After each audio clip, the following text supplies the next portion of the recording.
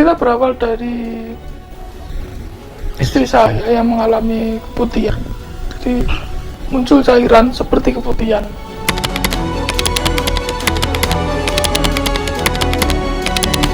Setelah itu kami inisiatif untuk segera periksa dokter karena ada cairan putih itu tadi.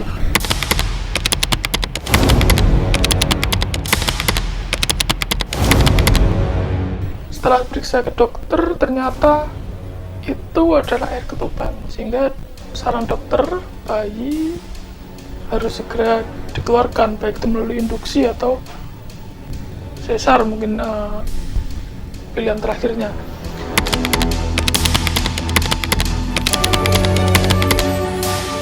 Karena belum ada persiapan, kami memutuskan untuk pulang dulu dari dokter tadi, dari klinik tadi,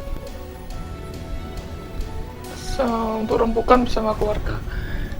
Ya, pada akhirnya malam itu kami memutuskan untuk ke klinik di dekat rumah. Awal kesana kami ceritakan hasil pemeriksaan dari dokter kandungan yang sebelumnya. Setelah itu bidan menyarankan untuk opnam dulu sambil observasi, karena waktu itu memang sudah malam hari, sudah cukup malam.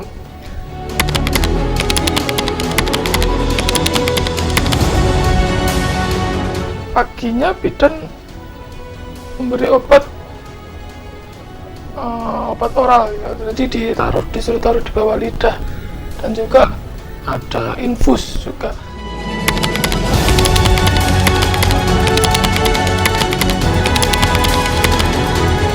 Informasi yang kami terima dari bidan itu adalah induksi.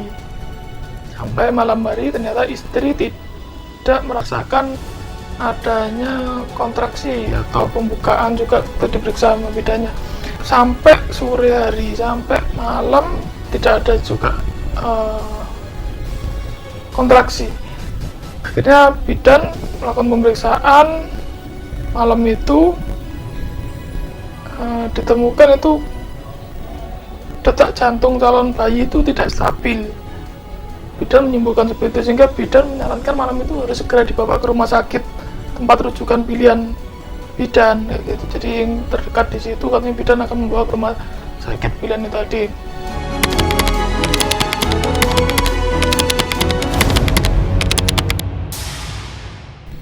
Nah, terus terang saya ragu, saya sendiri itu merupakan anak pertama saya.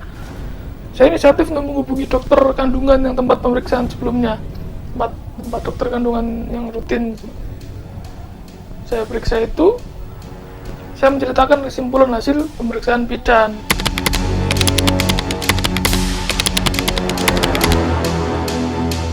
Saat itu dokter merasa tidak sependapat dengan hasil pemeriksaan bidan dan tidak membenarkan adanya induksi dilakukan oleh klinik di bidan.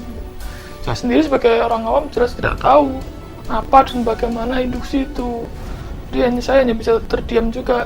Akhirnya dokter menyarankan kita untuk segera diperiksa kembali ke rumah sakit tempat dokter praktek.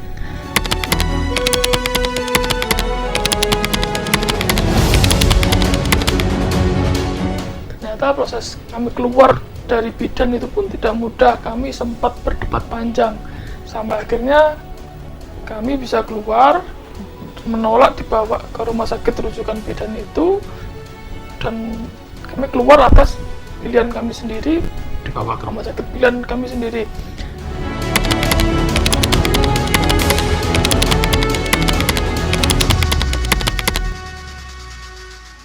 Singkat cerita, di rumah sakit yang sesuai tujuan itu, kami bersyukur akhirnya meskipun memerlukan waktu yang cukup lama proses induksinya, akhirnya istri saya bisa melalui proses persalinan normal. Alhamdulillah, ibu dan bayi selamat dan sehat. Kami pun dilayani secara baik, dan hal itu cukup menyenangkan buat saya, yang merupakan anak pertama saya gitu.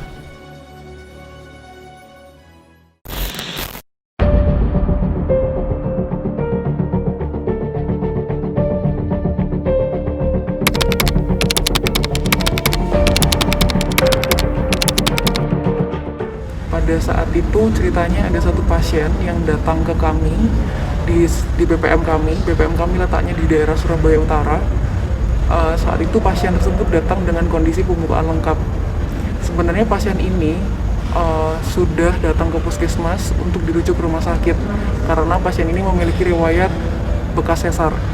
Tapi kemudian beliaunya datang ke BPM kami dengan pembukaan lengkap dan mengatakan tidak ingin dirujuk.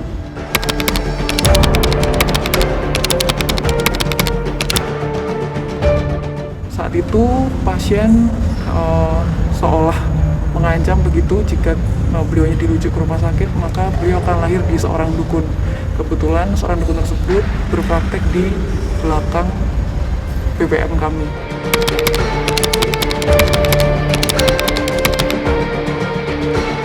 Dengan beberapa pertimbangan yang dilematis saat itu, akhirnya kami mencoba menolong seperti itu.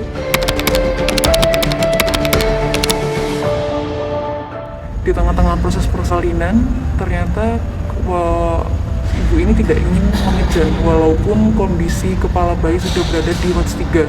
Di watch 3 bahkan sudah terlihat rambutnya saat itu. Sudah melalui proses untuk menungging, bahkan jongkok pun kepala bayi tidak turun dan bahkan ibunya juga memang tidak mempunyai rasa ingin mengejan. Padahal jika di teori kami pun seharusnya apabila sudah di bawah ada rasa ingin mengejan. Seperti itu akhirnya kami berunding dengan keluarga memutuskan untuk melakukan rujukan.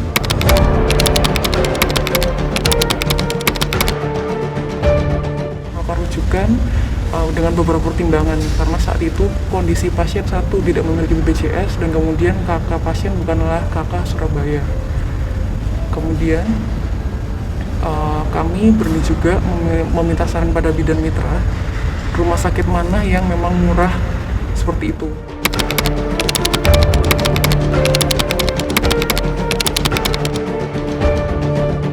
Karena pasien ini mengaku benar tidak punya uang dan kalau bisa memang bisa dicicil. Kemudian kami menemukan salah satu rumah sakit yang biayanya terhitung sangat murah dan bahkan dapat dicicil. Baiklah, akhirnya kami merujuk pasien tersebut dari Surabaya Utara ke Surabaya Selatan karena salah satu rumah sakit ini berada di Surabaya Selatan.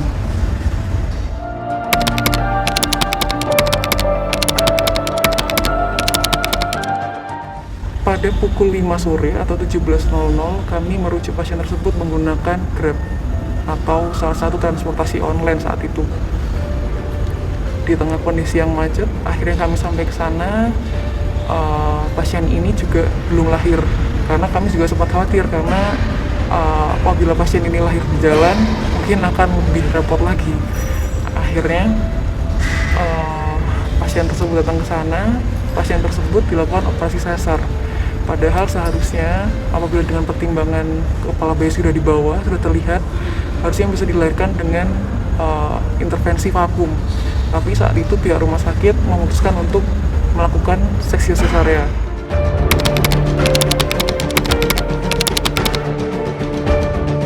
Kemudian saat kami akan pulang, kami dimintai nomor telepon dan alamat BPM kami. Singkat cerita, saat itu kami hanya merujuk ke rumah sakit tersebut dengan intensi untuk menolong pasien yang kondisi ekonominya, mohon maaf, bisa dikatakan middle low. Kemudian selang 2 minggu setelah kejadian tersebut, ada salah satu atau 2 orang pihak rumah sakit yang menemui kami di BPM.